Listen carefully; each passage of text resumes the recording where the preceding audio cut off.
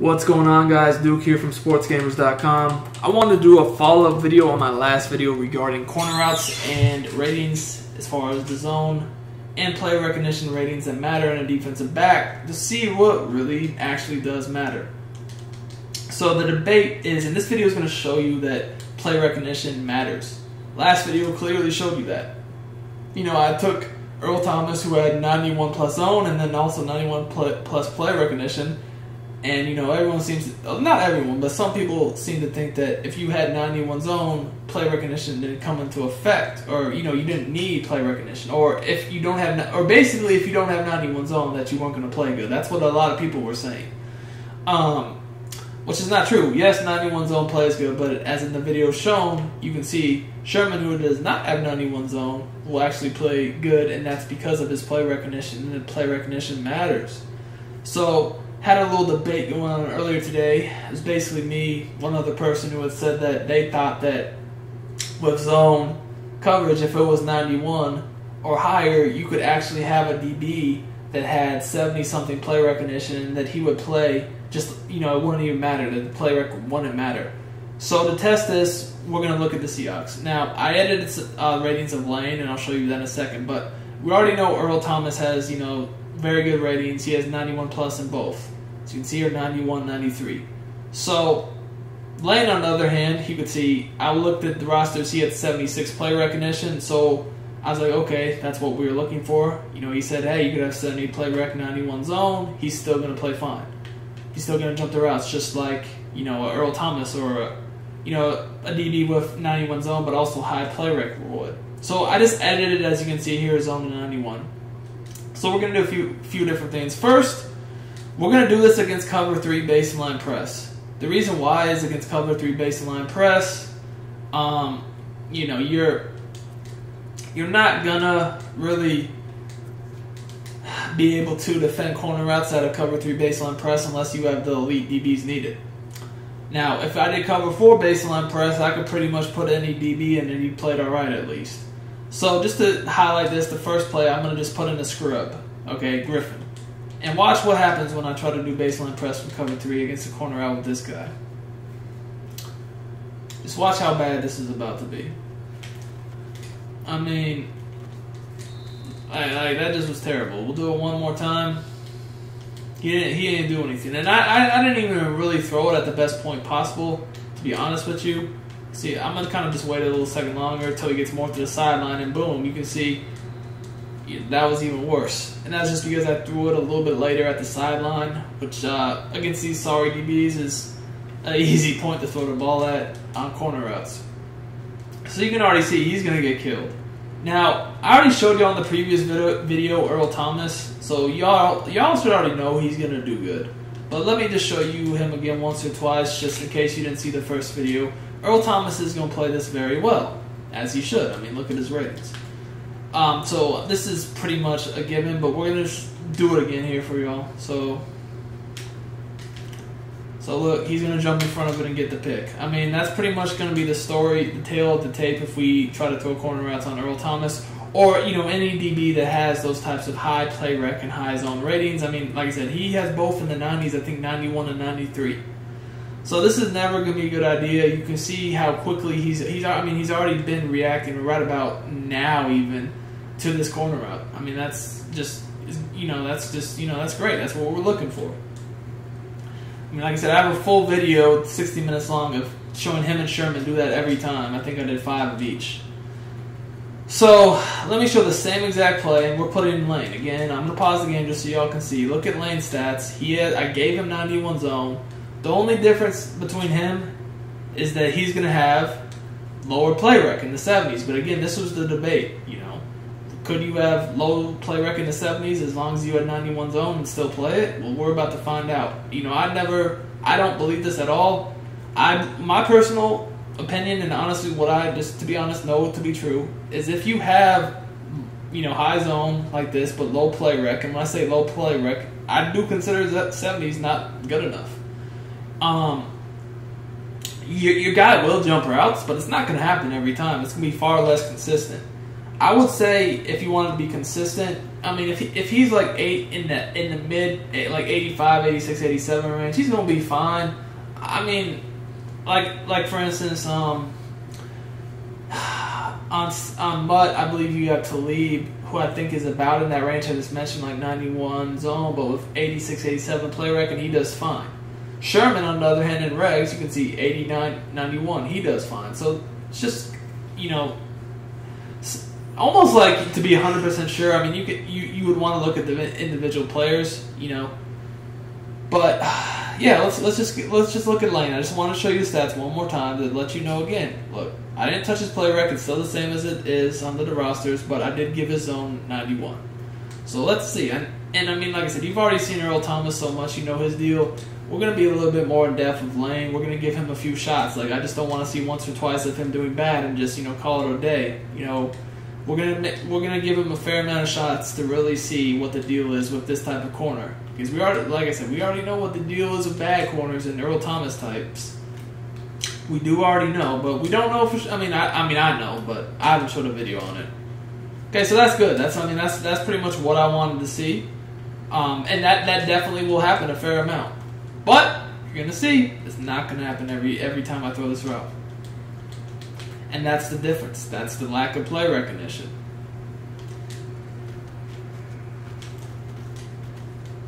That was decent. I mean, it wasn't like it was before. You can see he didn't really get in far as reacting wise. It wasn't the best, but I mean, like I said, I'm not gonna say that was bad. It was decent enough. It did the job. I mean, it was a bit later because now, I mean, the ball's already a few yards downfield and he's turning around. So if it was a better throw or maybe a better receiver animation, maybe it would have been a catch. But I mean, it wasn't bad. You know, I'm not going to label that as bad. So far it's been pretty decent. Okay, so right there goes the bat. Definitely didn't react. Got broken up. It wasn't a completion, but it wasn't the Earl Thomas pick it every time animation either. So there's one bad. Okay, I couldn't get the ball off.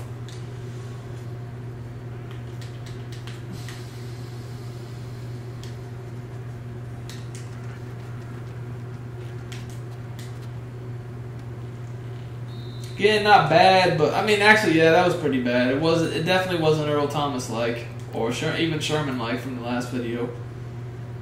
It wasn't as bad as the previous play, but it definitely wasn't good either. See, it's a little bit later, and he does kind of get in front of it to break it up, but he doesn't just flat out jump in to get the pick. So it's not quite as good. That's kind of in between. And what you're seeing is, again, you're seeing this lower play recognition kick in here. It's not going to get the animation we want where it's a clear pick every time. It's just not going to. And if you want, and actually, you know what? I'm just going to go ahead and do it. Again, just so we've seen what I'm talking about. We've seen some good, some bad. That's the inconsistency, and that's what you're going to get with a corner like this. But what I was about to say is, if you want, I'll just do it just to be on the safe. I'll do a few different plays just so you can see, like, a few different corner routes, because like I said, I haven't really shown that much with this guy yet, so may as well. Again, look, this is not what we're looking for. And this is because he does not have the best play recognition. He actually, this time, as far as reacting go, he didn't react terribly, but then once he did react, he just kind of dumbed out and didn't do anything. He just kind of like got sucked into the receiver, didn't really do what we need him to. So you can see the inconsistency here. One more time, or we'll do once or twice more, and then I'll just show a different play. But I mean, I think you guys can clearly see what I'm talking about. Okay, so we had a good one there. So I almost want to say it's been 50-50. You know, that's what we want, but that's not happened every time at all. Whereas with you know, like I said, between the two videos I've done so far with Sherman and Earl Thomas, I mean, we were able to do what we wanted. Every play, we threw a corner out.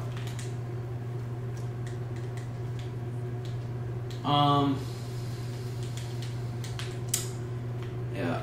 So one more time, and then I'm gonna, like I said, just do. Yeah, that was not what we wanted either. I mean, again, it wasn't bad, but at the same time, that one was kind of strange because our receiver got bumped, like kind of in the route by a hook zone. It looked like, yes, yeah, the receiver got bumped by the hook zone, so kind of threw everything off.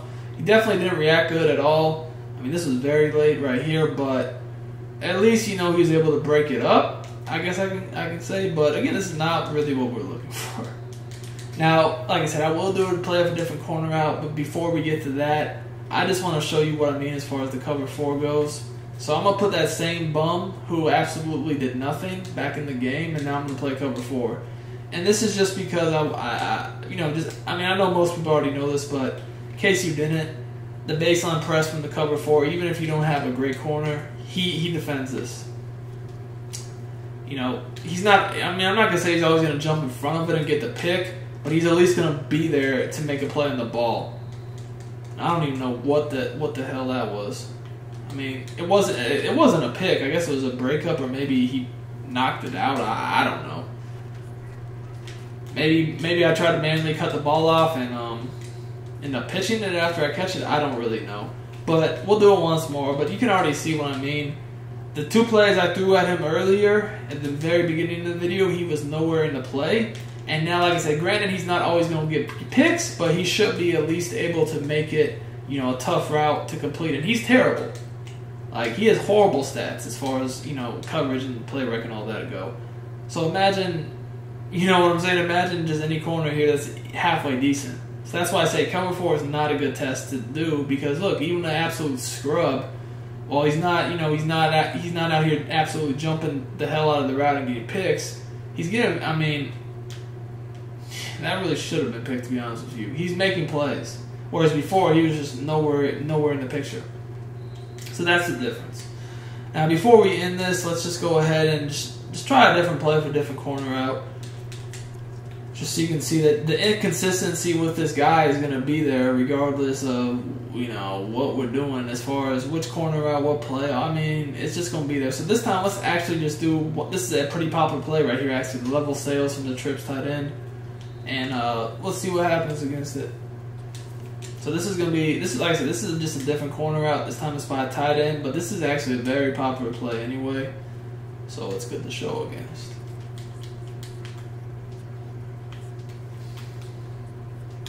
Alright, let me just double check, make sure that's laying over there. Alright, it is. So we'll give him a few shots on here, so on this play too. And like I said, so far it's felt pretty much hit or miss. Okay, so that wasn't that great.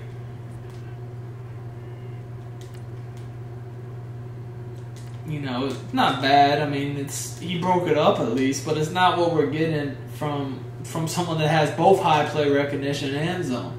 I mean, I don't know. Like, I'm pretty sure anyone watching this video can clearly see the difference between when you have elite and in both stats, and then something like this where we have elite in one stat and not so much in the other. Does he react decently? Not the best. I mean, but not terrible. He reacts pretty good overall. But again, look, he just doesn't do anything. Yeah, he turns around. Great, he turns around. But that's why you need both stats. Look, he doesn't do anything. He breaks it up. He doesn't just jump in front of him and get the pick. He doesn't react as good. I mean, we can be as technical as we want. We can debate milliseconds, you know, of reaction. I'm not going to do that. I just want to know, hey, is my guy jumping in front of the ball and picking it off and creating a turnover? That's what I want to know. And when I have, you know, someone like the Earl Thomas, the Shermans, I feel comfortable in a game they will do that for me. This right here, I'm not comfortable in this. I've seen some picks, but I've also seen some late reactions and just overall, you know, not what I'm expecting from, you know, someone that has high zone coverage. And that's, again, that's because he has low play recognition. So again here, look, we can clearly see, look, when is this ball released? Right about now. It's right after he released the ball, he's reacting. So he's reacting okay, but again, he's not getting those glitchy jump in front of the receiver animations and picking it off that Earl Thomas and Sherman have for me in these videos. And it's just not even, I mean, it's not even close. He's done it like in this video. I've probably given him well over 10 shots by now in 2 different plays, and he's done it maybe 2 or 3 times. And, you know, I did Sherman once, and hey, look at this. Again, same story. I did Sherman once, or not Sherman, but Earl Thomas once in this video. He did it perfectly right on cue. And if you want to go check out my last video, I did 5 times of Sherman, 5 times of Earl Thomas. Again, from base and line press cover 3, and they did the same thing every single time. They jumped up with the great pick animations. This guy's not doing it. Okay, I don't know how much clearer it needs to be made that if you have low enough if your play recognition is low, even if you have 91 zone, they're just not going to consistently get those glitchy jumping from the ball pick animations. They're just not going to. You need to have both stats be high. I don't know how much else clearer can be made. Now, I might have already said this, but to me, if I have 91 zone and I have like 86, 87 play recognition, I think that's good enough to consistently get the results you need. But there's no way in the world, because that's high in both. And the higher the better, really. That's why I say, like, as far as Mutt goes, that's why everyone wants Chris Harris, because look at his combination of play rec and zone. I mean, that's why he's the most sought after. He plays the best because he has it's not just one or the other. You gotta have, overall, for the best package, you need both. Again, look, we've seen the results. It's not like I'm just throwing at this lane guy once or twice. And we'll go back to the other play once or twice, and then that's gonna be it for real. I'm just trying to make sure I'm fair here, and just don't draw judgment off of doing it one or two different times. Let's be fair. Okay, look, that's what I want to see. But again, how many times has that not happened on this video versus how many times has it happened? At the beginning of the video, I'd say it was 50-50. But as we've gone further along, he's definitely not doing that as much as he is. He's more times than not, he's just not doing that. So okay, he did it there again. That was a pretty inaccurate throw. So it's hard to draw much from that. But if we add it up, at best he's 50-50 as far as plays where he's been able to get the good pick animations by jumping in front of the ball. At best, I think it's slightly below 50-50. Again, I think this video is pretty clear that play recognition is huge, because I took a DB that has the play recognition that 70s, that was said by some people that you could have, and still, if you had 91 zone, and again, just to confirm, and I have shown that he's not going to jump it every time, and that's because of the low play recognition. And he has 91 zone. I just want to show the ratings one last time so there's no funny business going on.